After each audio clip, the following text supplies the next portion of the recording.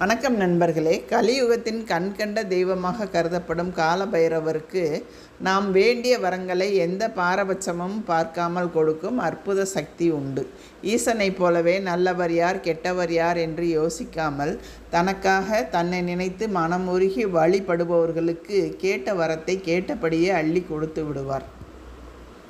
உடலில் ஒரு விதமான அசதி, பித்து பிடித்தது போல இருப்பது, பில்லி சூனியம் ஏவல் போன்ற தீய சக்திகளால் ஆட்கொண்டவர்கள், எதிர்மறை எண்ணங்களை கொண்டவர்கள் அதிலிருந்து விடுபட பைரவருக்கு பூசணி தீபம் ஏற்றி வழிபடுவது சிறப்பாகும். வெண்பூசணியை 2ஆக உடைத்து அதில் இருக்கும் விதைகளை நீக்கிவிட்டு